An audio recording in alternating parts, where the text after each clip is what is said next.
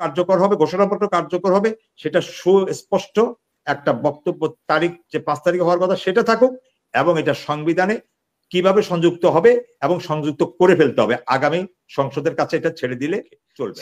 আমরাও ছিলাম যে না এটা হোক, আর তারাও এটা ছিল, তারা ভাবছিল যে এটা ব্যাপারে সুস্পষ্ট একটা ঘোষণা আসবে, যে কোনো দুই পক্ষের এক পক্ষ। হ্যাঁ, আমি তো বললাম ওদের এটা পাতানো ম্যাচ, এটা পরিষ্কার হতে আমাদের হয়তো আরো কয়েক ঘন্টা, 48 ঘন্টা 72 ঘন্টা হয়তো সময় লাগবে, এটা জনগণ বের হয় নাই। তখন আমার ইউনূস সাহেবকে ধরে রাখা ছাড়া আমার উপায় কি? বিএনপিও ধরে রেখেছে, বিএনপিও তো বলেছে আমরা ওনাকে সমর্থন করি, যৌক্তিক সময় দিতে চাই, সব দোষ কি আমার?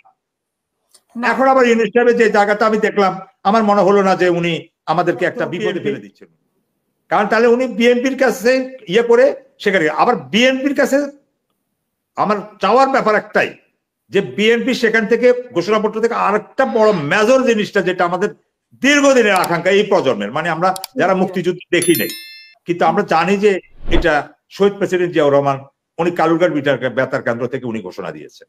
সুতরাং 71 সালের কথা আসলো, মুক্তিযুদ্ধের কথা আসলো, সে ঘোষণার কথা সেখানে আসলো না কেন? বিএনপি এটা মানলো কেন? এটা এই জিনিসটা মীমাংসা হয়ে গেলে বিএনপি পরবর্তীতে ওনাকে এই জিনিসটা দলীয়ভাবে এস্টাবলিশ করতে হইতো না।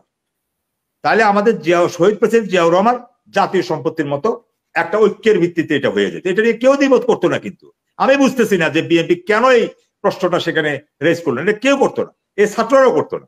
ওদের একটা দুর্বলতা জিয়াউর রহমান এবং দেশনেত্রী বেগম খালেদা জিয়া তারেক রহমান সাহেবের প্রতি আছে, আমরা যে যাই বলি। তাহলে কে জামাতও করতো না, মানে মামুনুল হক কেউ না। তাহলে এই একটা সুযোগ বিএনপি নিলে আমি অন্তত বিএনপির প্রতি কৃতজ্ঞ, মানে বুঝতাম যে না ঠিক আছে, এখানে স্মার্টনেস, মানে বিএনপির একটা অর্জন হয়েছে। একটা ভোটের তারিখ ঘোষণা, মানে মাস ঘোষণা করা হলো, সেটা অনেক দূর।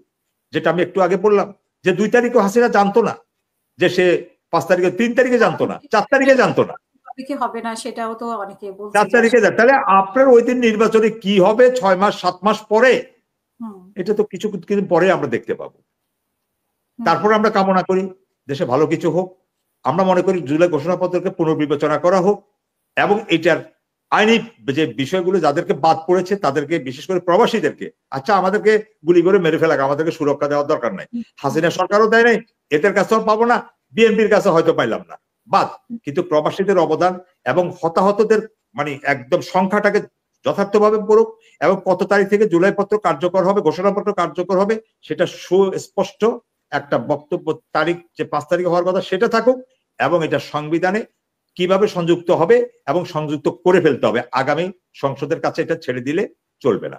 এটা হলো কথা। তাহলে আমরা মনে করব যে না, উনি আমাদের জন্য কিছু একটা করেছেন। আর একইভাবে আমি বিএনপির প্রতি উদাত্ত আহ্বান জানাই, একটা মানে সহমর্মী, মানে কি বলবো, একটা শুভাকাঙ্ক্ষী হিসাবে, যে আমরা বহুদলীয় গণতন্ত্রের প্রবক্তা এবং একটা বাংলাদেশী জাতীয়তাবাদ ওনার কাছ থেকে পেয়েছি, শহীদ প্রেসিডেন্ট জিয়াউর রহমানের কাছ থেকে, আর বেগম জিয়ার কাছ থেকে পেয়েছি আমরা আপসীর নেতৃত্ব। আমরা চাই যে বিএনপি এই প্রশ্নটা রেজ করুক, যখন এই ঘোষণাপত্র সংশোধন হবে, আমি বিশ্বাস করি হবে, যদি এটা হয় তাহলে আমি মনে করি যে বিএনপি এই দাবিটা উঠে, সেখানে যেহেতু 71 সালের কথা আসছে, এখন 47-এর কথাও অনেকেই নিয়ে আসতেছে, আসুক। 47-এ আসলো, আমরা কিভাবে ভূখণ্ডে আসলাম, আমরা কিভাবে ভারত থেকে আলাদা হলাম, আসুক, আমাদের কোনো আপত্তি নেই। কিন্তু একই সাথে যেন 71-এর পরে, যেহেতু প্রেক্ষাপট আসতেই হবে, 71 আমাদের জন্ম, সুতরাং জন্মের আমাদের ঘোষণাটা কে দিয়েছে, সেই ঘোষণা মানে মানুষটার নামটা আমাদের সেখানে থাকুক। হ্যাঁ, আমরা একটা সাধুবাদ জানাই, সেখানে সিপাহী বিপ্লব দিবসের কথাটা 7ই নভেম্বরের কথাটা এসেছে। হ্যাঁ, তো 7ই নভেম্বরের কথাটা যেভাবে এসেছে, আমি কালুরঘাট বেতার কেন্দ্রের সেই ঘোষণার, মানে বজ্রকণ্ঠের ঘোষণার কথাটাও যেন আসে, এই দাবি আমি সরকারের প্রতি জানাই, এবং বিএনপি আমার সাথে মানে একমত পোষণ করে এই দাবিটা রাখবে, এটা আমি বিএনপির প্রতি আমি আহ্বান এবং অনুরোধ, বিনয় সবকিছু আমি জানাই। বিশেষ করে তারেক রহমান সাহেব, ওনার মানে যারা সংশ্লিষ্ট, যারা এই সরকারের সাথে কাজ করছে এই ঘোষণাপত্র নিয়ে এবং জুলাই সনদ নিয়ে, এবং ঐক্যমত্য বৈঠকে যাচ্ছেন, সালাউদ্দিন সাহেব সহ, তারা বিষয়টা বিবেচনা করবেন। আমি ওনাদের প্রতি আমার বিনীত এবং উদাত্ত আহ্বান থাকলো। ধন্যবাদ। আপনার কাছে আরেকটা প্রশ্ন রেখে শেষ করবো আমরা, সেটা হচ্ছে যে সংবিধান নিয়ে এনসিপি যে ইস্তেহার ছিল, ওরা কি আশা করেছিল, বা খসড়ার মধ্যে এরকম একটা কিছু উল্লেখ ছিল, যেটা আমি শুনেছি যে সংবিধান স্থগিত রাখার বিষয়টি, সেটা নিয়ে কি আসলে ওদের সাথে, মানে যেটা নিয়ে মলমালিন্য, সেটা কি আপনার সংবিধান বিষয়ে কোনো কিছু, যে ডক্টর ইউনূসের সাথে? না, সংবিধানের ইয়েতে না, তাদের সাথে যেটা মনোমানন, আমার এটা অবজারভেশন, আমি যতটুকু জেনেছি, আমার কথা বলছি, আপনারটা যেটা হয়েছে সেটাও একটা পক্ষের মতামত আছে, কিন্তু আমার কাছে একটা মতামত আছে, তারা একটা গণপরিষদ নির্বাচনের দাবিটা ছিল আর কি, যে গণপরিষদটা দিয়ে, গণপরিষদ নির্বাচন দিতে অনেক সময় লাগে না, এটা তো শুধু সংবিধানকে সংস্কার করা। তো মৌলিক জায়গায় তাদের যে সংস্কারের বিষয়টা আছে, এই জায়গাটা স্পষ্টকরণের কথা তারা বলছে, মানে চেয়েছে অনেক বড় তাল গাছ, কিন্তু তারা ভাবছে যে কি না, তারা একটা আম গাছ হলেও পাবে, বিষয়টা এরকম আর কি। অর্থাৎ তারা সংবিধান স্থগিত বা সংবিধানের পুরো পরিবর্তন চেয়েছে, সংবিধান স্থগিত চায় নাই, পুরো পরিবর্তন চেয়েছে। তো পুরো পরিবর্তন, তো সংবিধান চেঞ্জ করতে গেলে আমাদের অনেক কিছুই এলোমেলো হয়ে যাবে। তো সেটা না, আমরা মৌলিক কিছু সংস্কার, কাঠামোগত সংস্কার এবং রাষ্ট্র মেরামতের কাজে যেগুলো বড় উল্লেখযোগ্য ভূমিকা রাখে সেটার পক্ষে ছিলাম, আমরাও ছিলাম যে না এটা হোক। আর তারাও এটা ছিল, তারা ভাবছিল যে এটা ব্যাপারে সুস্পষ্ট একটা ঘোষণা আসবে, যে কোনো দুই পক্ষের এক পক্ষ। হ্যাঁ, আমি তো বললাম ওদের এটা পাতানো ম্যাচ, এটা পরিষ্কার হতে আমাদের হয়তো আরো কয়েক ঘন্টা, 48 ঘন্টা 72 ঘন্টা হয়তো সময় লাগবে, এটা জনগণ বের করে ফেলবে। হ্যাঁ, এখন আর লুকানোর কিছু নাই তো। আর এখন আমরা ধরেন অগ্রিম বললাম, কিছু কিছু ধারণা দিয়ে রাখলাম, আশা করি আমাদের কথার, আপনারা আমার এই টকশো থেকে অনেকে লিঙ্ক খুঁজে পাবেন, তারা আস্তে আস্তে এটার ভেতরে ঢোকার চেষ্টা করবেন। আপনি আমি দুইজনে আমরা আবার নিউজ পেয়ে যাব, আমরা যা আলোচনা করেছি দেখবেন যে এই কথাগুলো আবার আস্তে আস্তে তারা বেরিয়ে, আমরা জাস্ট হিংস করে গেলাম টকশোতে আমাদের বিশ্লেষণের মাধ্যমে, একটা ধরিয়ে দিলাম আর কি, যে এই এই জায়গাগুলোতে এভাবে হলো কিনা। এটা আস্তে আস্তে আমাদের বক্তব্যগুলো সত্য প্রমাণিত হবে বলে বিশ্বাস করি আর কি। আর আমরা তো আর একবার জ্যোতিষ না, হ্যাঁ, কিন্তু না, আমাদের সবাই প্রেডিকশন গুলো আলোচনা করছে নিয়ে তো গতকালকে থেকেই ব্যাখ্যা বিশ্লেষণ শুরু হয়েছে, সেই হিসেবে আপনার ব্যাখ্যাটা শুনলাম। বা আপনি যেহেতু সবসময় ডক্টর ইউনূসের ব্যাপারে পজিটিভ সাইডটা তুলে ধরতেন, এখন আপনার বা এনসিপির ব্যাপারে, বাট গতকালকে থেকে যেমন এনসিপি এবং ডক্টর যেমন ইউনূসকে দুইটা বিষয় তো, প্রফেসর ইউনূস সাহেব এই যে যেমন ঘোষণাপত্রটা করলো এটা, আর এনসিপির এই বিভাজনটা 5ই আগস্টে, মানে কেউ কক্সবাজারে যাওয়া, কক্সবাজার না গিয়ে যদি তারা ঢাকা শহরে এক জায়গায় থাকতো, তারপরে তো বুঝতাম যে তাদের সেখানে উপস্থিতি আছে। কাদেরকে উদ্দেশ্য করে এই ঘোষণাপত্র? মানুষ আমরা যাই বলি, বিএনপির অবদান অনেক, জামাতের অবদান অনেক, কিন্তু আপনি দেখেন লাইম লাইটে কিন্তু মানে জোলাই, মানে ওইদেরকে নায়ক হিসেবে কিন্তু তাদেরকেই চিনি আমরা, এটা স্বীকার করতেই হবে। কিন্তু কথাটা হলো যে এখন এইরাই যদি ভিলেনের মতো মানে আচরণ করে, তাহলে আমরা যাবো কোথায়? এটা তো আস্থা। এই কারণে তাদের এই সমালোচনাটা যদি আমরা না করি, এই ভুলটা যদি ধরিয়ে না দিই, কল করলে যদি এখন ফোনে যদি রিংটোন আসে যে দুঃখিত, এই মুহূর্তে সংযোগ দেওয়া সম্ভব নয়, তখন আমাদের কি করা উচিত?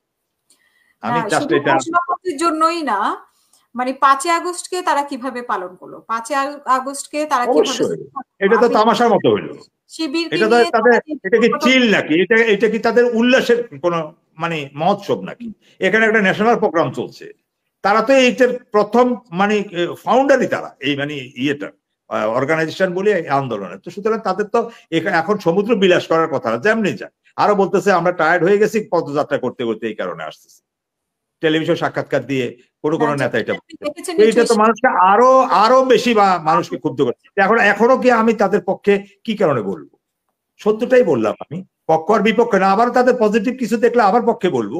ইউনূস সাহেবের যা বললাম তা আমি কোনো কিছু ভরসা না পাইয়া, জাতীয় সরকার গঠন করতে না পারার কারণে, আমি তো সবসময় বলতাম জাতীয় সরকার জাতীয় সরকার, আপনার অনুষ্ঠানে বলতে বলতে বিরক্ত হয়ে গেছে, যে জাতীয় সব দলের অংশগ্রহণে 6 মাসের জন্য, মানে নির্বাচন পর্যন্ত শেষ দিকে আমি 1 বছরের জন্য হলো জাতীয় সরকার চেয়েছিলাম, হয় নাই। তখন আমার ইউনূস সাহেবকে ধরে রাখা ছাড়া আমার উপায় কি? বিএনপিও ধরে রেখেছে, বিএনপিও তো বলেছে আমরা ওনাকে সমর্থন করি, যৌক্তিক সময় দিতে চাই, সব দোষ কি আমার? এখন আবার ইউনূস সাহেবের যে জায়গাটা আমি দেখলাম, আমার মনে হলো না যে উনি আমাদেরকে একটা বিপদে ফেলে দিচ্ছেন, উনি কোনো জিনিসে উনি করলেন না। তো সুতরাং আমি তো মনে করি যে উনি একটা, মানে একদিকে উনি এটা যেমন আমাদেরকে অপমান করলেন, আবার আরেকদিকে উনি একটা আন্দোলনের সুযোগ করে দিলেন। আপনি দেখেন না এটা নিয়ে এখন যে প্রেস কনফারেন্স গুলো হচ্ছে, সবাই যে বক্তৃতা বিবৃতি দিচ্ছে, সবগুলো এটা বিরুদ্ধে না, অন্যান্য রাজনৈতিক দলগুলো বিভিন্ন মতগুলো তো একমত হলো কোথায়? এটা তো সেই বিভাজনে রেখে গেল, সে পক্ষ বিপক্ষই থেকে গেল। এবং স্টেক হোল্ডাররা, জনগণ তো বিভিন্ন সোশ্যাল মিডিয়াতে বিভিন্ন ট্রল করতেছে। তো এখন কথাটা হলো যে এই মুহূর্তে আমাদের ওনার এই বিষয়টা উনি না ঘোষণা করলো, এইটা ঘোষণা করা না করা একই কথা, বরং এটা আমাদেরকে আরো ঝামেলা বাড়ালো। নাই করতেন, করার নাই নাই করতেন, নির্বাচনটা দিয়ে দিতেন, আমাদের কোনো আপত্তি থাকতো না, আমরা বুঝতাম যে না থাক, একটা নির্বাচন পাইছি।